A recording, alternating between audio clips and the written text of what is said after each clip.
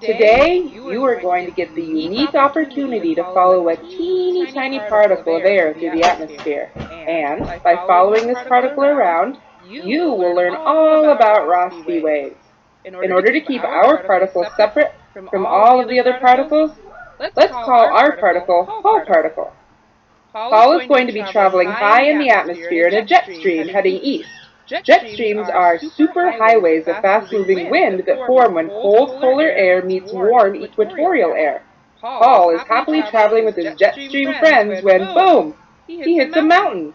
This changes his trajectory, and now Paul is heading north.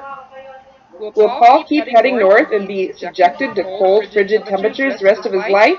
Nope. Due to the Coriolis effect, or the deflection of air due to the rotation of the Earth, Paul is not destined to live a life at the North Pole. As the Earth rotates, everything on Earth goes along for the ride. This includes you, me, and even Paul. But everyone isn't spinning at the same speed. What? I know. Crazy. In order to understand this, you need to imagine the Earth with an imaginary pole running through it. This imaginary pole is actually called an axis, and it is what the Earth rotates around. The Earth is a spherical shape, so its widest point is the equator, and it gets thinner as you go north or south of the equator. Now visualize Paul at the equator. In a 24-hour span, the time it takes the Earth to rotate around its axis once, Paul is going to travel a huge distance. Now picture Paul at the North or South Pole. He won't travel at all during that 24-hour period. So, Paul travels faster at the equator since he's covering a huge distance in that 24-hour period of time, whereas Paul travels slower at the poles where he doesn't really move at all in that 24-hour period. Now that you have some basic Earth rotation under your belt, let's get back to Paul, who's been flung northward by the mountain. Paul is still rotating at the same rate he was when he was at the equator, which is faster than the rotation at his new northern latitude. So what happens? Because his rotation is different than that of his current location, he gets flung south. But he actually gets flung further south than his original location, so his rotation still doesn't match the rotation of the Earth at the latitude. Again, his rotation doesn't match the latitude he is at, so he gets flung northward again. Guess what? Yep, the new position still doesn't match his rotation rate, so he gets flung southward. This keeps happening and results in a zigzag pattern as he heads east in the jet stream. And this movement is known as Rosby waves, or horizontal waves that are found in winds at high altitude. In Paul's case, the winds are part of a fast-moving jet stream. And it's not just Paul that gets flung north and south. In fact, all of Paul's air particle buddies are part of this zigzag pattern, as you can see here. Now, the focus of this lesson is Rosby waves in the atmosphere, but they can also exist in the ocean too. Wild! Rosby waves sound like a pretty neat phenomenon, don't you think?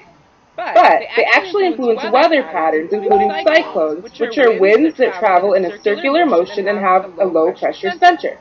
It's worth noting that the winds of a cyclone are counterclockwise in the northern hemisphere and clockwise in the southern hemisphere. Cyclones often cause rain or snow and generally poor weather. Let's go back to Paul and his friends that are high in the atmosphere. Remember, Paul meanders up and down as he heads eastward in the jet stream. These ridges and troughs from the up and down movement can cause areas of high pressure and areas of low pressure. In fact, the ridges create high pressure systems and the troughs create low pressure systems. The low-pressure systems become the center of the cyclone, whereas the high-pressure systems become the center of an anti-cyclone. Here, you can see areas of convergence and divergence take place on the wave.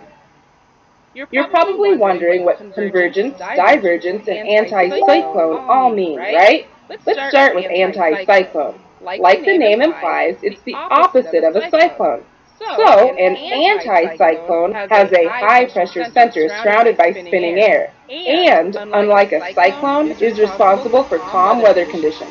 Anticyclones blow clockwise in the northern hemisphere and counterclockwise in the southern hemisphere.